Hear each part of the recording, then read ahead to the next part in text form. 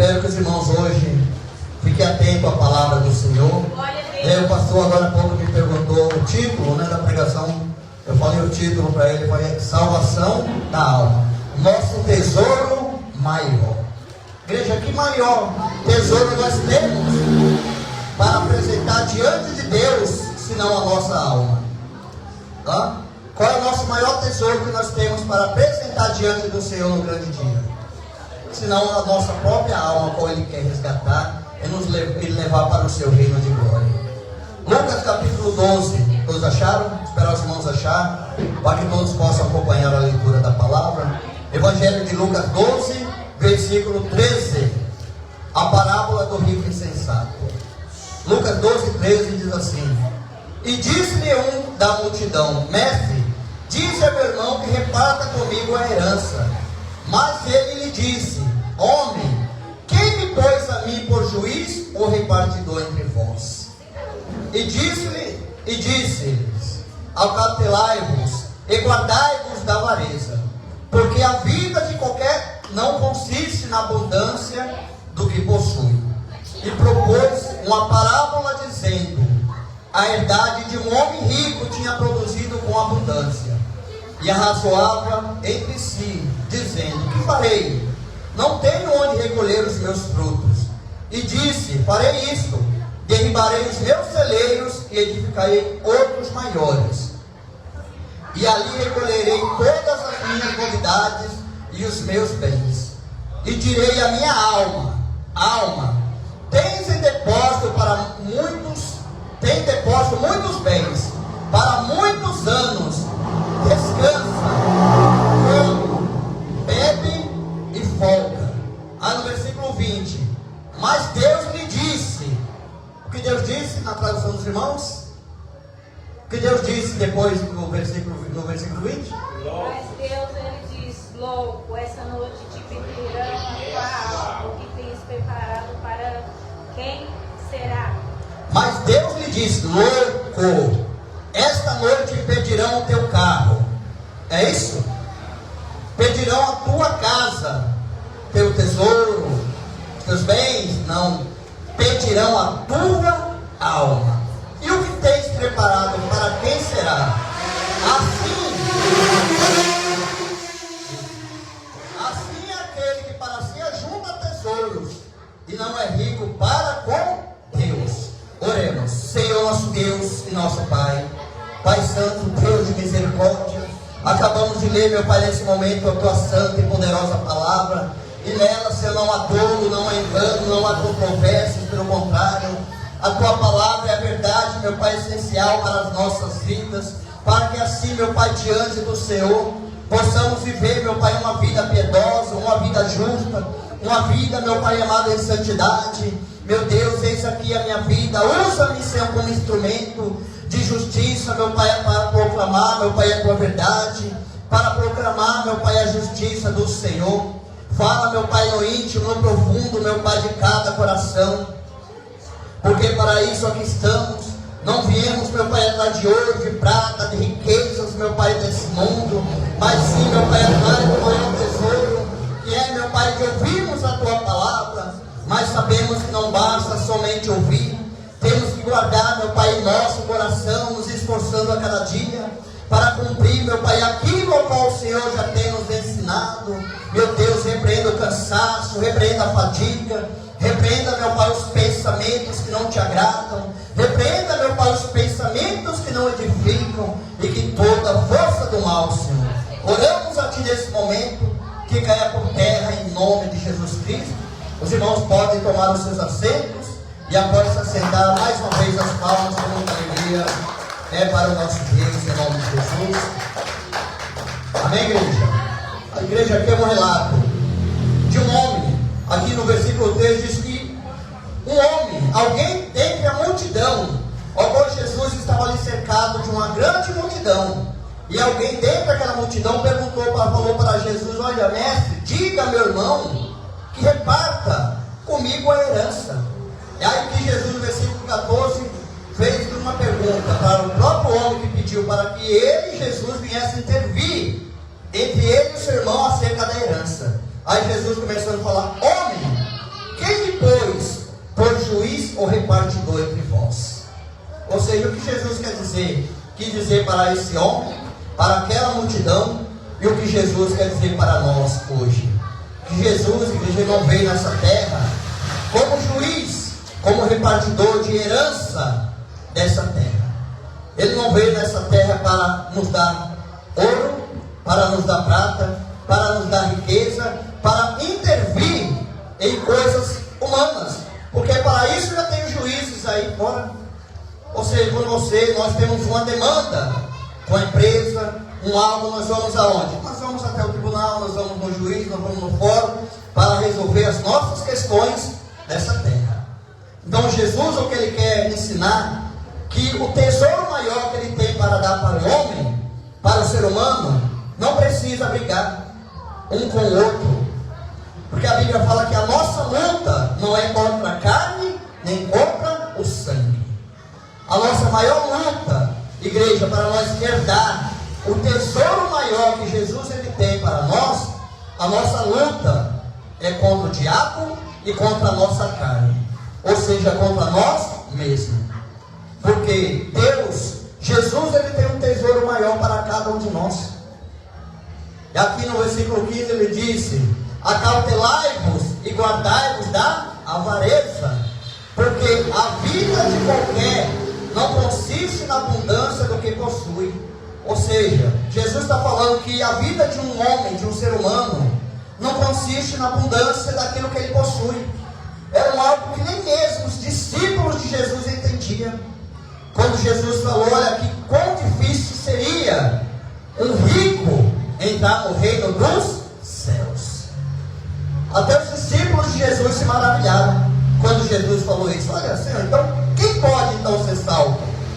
Porque os discípulos achavam que a salvação se daria pela posse do homem. Pelo homem ser um homem poderoso, ser um homem abastado de heranças, de bens.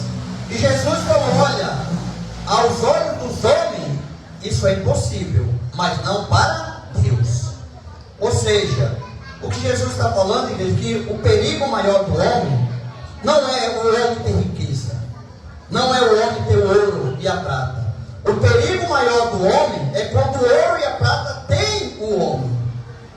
É quando o ouro e a prata realmente ofuscam o coração do homem, ao ponto do homem ele colocar a sua confiança no seu tesouro, na sua obra, na sua prata, nos seus bens. Por que, igreja? Porque Jesus está falando que a vida de um homem não consiste, não está baseada no bem e na abundância que ele possui. Ou seja, será que Jesus ele precisaria vir, morrer, padecer, para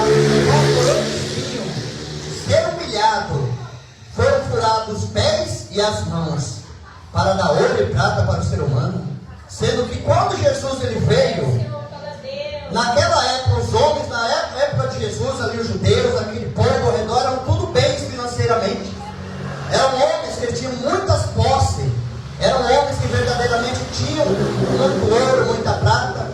Ou seja, mas Jesus ele veio para realmente tirar essa mentalidade do coração do homem, que ele realmente, nessa vida, ele precisa ser rico, ser abastado, se verdadeiramente ele não tem o verdadeiro tesouro, que é a palavra de Deus. Não foi aquele jovem rico falou para Jesus? Quando aquele jovem rico chegou para Jesus, falou, bom mestre, o que farei para herdar a vida eterna? Jesus falou, olha, por que me chamais de bom? Não há um que é bom, senão somente Deus. Ou seja, Jesus não aceitou nem mesmo o rótulo, o título de ser chamado bom. Mas Jesus era mau? Não. Jesus era e é bom. Mas Jesus ele falou, olha, somente um é bom, e é Deus. Sabe os mandamentos? Aquele jovem falou, sei. Desde a minha mocidade eu guardo os mandamentos. Não adulterarás, não farás falso testemunho. Então aquele Jesus falou que, olha, você não está distante do reino dos céus. Vai, vende tudo o que tu tens, distribua para os pobres, depois vem e segue-me, e terás um tesouro maior aonde? No céu. Jesus sabia que o coração daquele jovem estava voltado para a riqueza dessa terra. Que o coração, a alma daquele jovem estava realmente, somente pensando nas coisas do mundo. Aquele jovem, ele sabia muitas coisas da palavra de Deus. Mas Jesus, que sonda por meio do Espírito os corações e a mente de cada ser humano, sabe que aquele jovem, o que estava fazendo ele se perder no reino dos céus, era a riqueza, era a abundância daquilo que ele tinha. Tanto é que quando Jesus falou para ele vender tudo que tinha, distribuir para os pobres, seguir a Jesus, o que aquele jovem fez? A Bíblia fala que aquele jovem saiu da presença de Jesus triste, entristecido, porque ele era dono de muitos bens. Ou seja, Jesus estava querendo desprender aquele jovem daquilo que estava aprendendo a ele. Você vê que a diferença de Zaqueu, quando ele teve um encontro com Jesus, a Bíblia fala que Zaqueu subiu até mesmo numa árvore para ver Jesus passando, porque ele era um homem de estatura baixa. Quando ele viu que Jesus estava passando, ele viu que a multidão ali não ia impedir de ver Jesus. Ele subiu numa árvore, e ali a Bíblia fala que Jesus, chegando perto daquele homem, fica: Zaqueu, desce, porque hoje me convém repousar em tua casa. E a Bíblia fala que ali houve na casa de Zaqueu ali realmente uma conversão, porque aquele homem se converteu verdadeiramente ao Senhor. Você vê que Jesus não falou para Zaqueu: Zaqueu, divida os seus bens, vende o que você tem. Não. A Bíblia fala que Zaqueu, ele se prontificou. Ele falou: Senhor, se eu tenho defraudado alguém, eu restituo 4 vezes mais. Ao ponto de Jesus falar: verdadeiramente veio salvação nessa casa, porque esse também é filho de Abraão. Ou seja, Jesus não precisou falar para Zaqueu para dividir os bens, porque verdadeiramente o coração daquele homem foi convertido pela palavra, e ele entendeu que o maior tesouro que ele tinha não era verdadeiramente o seu ouro, a sua prata, a sua riqueza, que o maior tesouro que ele tinha para granjear diante de Deus era a salvação da sua alma. É isso, igreja, que nós temos que fazer. Nós temos que a cada dia verdadeiramente olhar e ver e entender que tudo que nós estamos vendo na face dessa terra se cumprindo não é mera coincidência, mas é a palavra do Senhor se cumprindo cabalmente, igreja. Para que assim o ser humano, para que assim nós possamos despertar e que possamos verdadeiramente buscar ao Senhor enquanto há tempo, enquanto há chance, enquanto há oportunidade.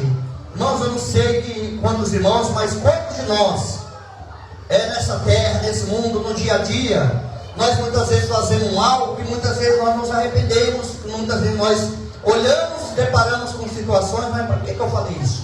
E por que eu fiz isso? Mas pela misericórdia de Deus, nós temos realmente totais condições naquilo que nós erramos, nós ir pela misericórdia, pedir uma força para Deus, socorro a Deus, e Deus dá força, e ali aquela situação é contornada. Nós conseguimos ali resolver aquela situação em vida. Aí eu pergunto: enquanto morrermos, quem é que pode solucionar alguma coisa? Por isso que a Bíblia fala: morreu, segue-se o juízo. Ou seja, ou é céu ou é inferno. Ou é uma eternidade com Deus, ou é uma eternidade com o diabo. Ah, irmão, mas que coisa feia, fala de o diabo. Você vê que as pessoas têm medo, não gostam que fala do diabo, mas não tem medo de parar onde o diabo está. Ou seja, quem mais falou do inferno foi Jesus Cristo. Quem mais alertou o homem sobre o inferno foi Jesus Cristo. Ou seja, por que ele alertou e nos alerta cada dia acerca do inferno? Porque o inferno, a Bíblia fala que Deus ainda não deixou para o homem, mas para Satanás e seus anjos. Mas o ser humano, infelizmente, por rebeldia, por desobediência, por não aceitar a palavra de Deus, por não obedecer o Evangelho, infelizmente estão a cada dia tomando posse, não daquilo que Deus deixou para o homem, mas infelizmente daquilo que Deus deixou de castigo para o inimigo da nossa alma, igreja. Mas Deus, ele é tão bom, tão misericordioso, que Ele quer a cada dia nos resgatar verdadeiramente para o seu reino. Tanto é que aqui no versículo 20, quando Jesus fez esse relato desse esse homem que ele tinha muito abundância de bens, tesouros, de prata. E a Bíblia fala que ele razoava, ele pensava consigo mesmo o que ele iria fazer. Porque ele não tinha onde mais guardar o seu ouro, a sua prata, o seu tesouro. E ele falou consigo mesmo: olha, já sei o que é que eu vou fazer. Vou derrubar os meus celeiros, vou construir outros maiores ainda. E assim que eu construir os meus celeiros, guardar ali os meus bens, guardar ali o meu tesouro, a minha prata, eu vou dizer para a minha alma: alma, tu tens muito bem para muitos anos. Aí ele fala para a própria alma dele, que a alma dele podia descansar, que a alma dele podia comer, beber e folgar. Ou seja, igreja, é pecado descansar? É pecado comer? É algum pecado nós descansar? Não. O pecado que Jesus está falando é quando o homem, é quando o ser humano, ele procura verdadeiramente somente satisfazer a sua alma para as coisas do mundo, satisfazer o seu desejo para as coisas dessa terra. Porque quando o homem realmente, ele pode ter o ouro, pode ter a prata, mas se o coração dele não está voltado para a ganância, para as coisas desse mundo, nós vemos que houve homem na Bíblia rico, e foram homens generosos. A Bíblia fala que quando Jesus morreu, houve um homem chamado José de Arimateia, que era um homem rico. Foi um homem que foi ali e cuidou de todos os preparativos para o sepultamento de Jesus. Foi um homem que ele não era apegado ao dinheiro, ele não era apegado às coisas dessa terra, ele tinha realmente para ajudar. Você vê que o homem hoje, quanto mais ele tem, mais ele quer ter. Quanto mais ele possui, mais ele quer possuir. Por quê? Porque infelizmente o ouro e a prata, igreja, ofusca o coração do homem. Porque o homem terreno, o homem que realmente não tem o seu coração ainda voltado para Deus, infelizmente ele só quer ganhar as coisas dessa terra e se esquece do maior tesouro, que é o tesouro espiritual.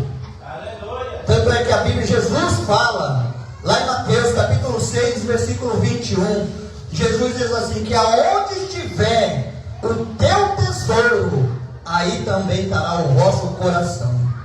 Ou seja, se o nosso tesouro está nas coisas do alto, o nosso coração estará nas coisas do alto.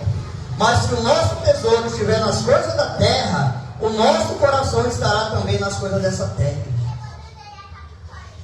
Quanto é sério o que Jesus ensina na sua palavra. Por que Jesus ensina todas essas coisas para nós, igreja? Porque Jesus não quer que nenhum de nós venhamos perecer. Jesus não quer que a nossa alma venha perecer no inferno. Pelo contrário, Jesus, ele quer nos abraçar no céu. Ele quer que nós verdadeiramente entramos pelos portões celestiais e que nós possamos ver a face de Deus assim como ela é. Porque aquele que nos fez essa promessa, a Bíblia nos diz que ele é fiel e justo para concluir aquilo que ele prometeu. Mas nós sabemos que a promessa de Deus são condicionais à obediência do homem. São condicionais à nossa obediência nessa terra. Amém? Vamos ler mais uma passagem aqui que as horas se avançam. Lá no livro de Marcos, capítulo 8, em nome de Jesus. Evangelho de Marcos 8. Glórias a Deus. Evangelho de Marcos, capítulo 8, no versículo 34. Glórias a Deus. Evangelho de Marcos 8, 34 diz assim: e chamando a si a multidão, com seus discípulos, disse-lhes: se alguém quiser vir após mim, negue-se a si mesmo, tome a sua cruz e siga-me. Porque qualquer que quiser salvar a sua vida, perdê-la-á. Mas qualquer que perder a sua vida por amor de mim e do Evangelho, esse a salvará. Aí no 36, olha as palavras de Jesus, igreja.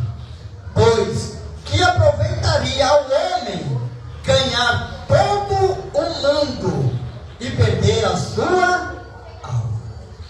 Amém, igreja? Essas palavras é do pastor Kleber? Do irmão Manuel?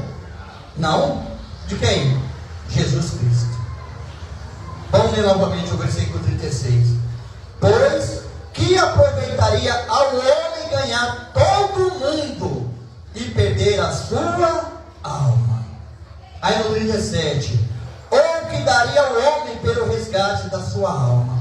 Porquanto, qualquer que entre essa geração adúltera e pecadora se envergonhar de mim e das minhas palavras, também o Filho do Homem se envergonhará dele, quando vier na glória de seu Pai, com os seus santos anjos.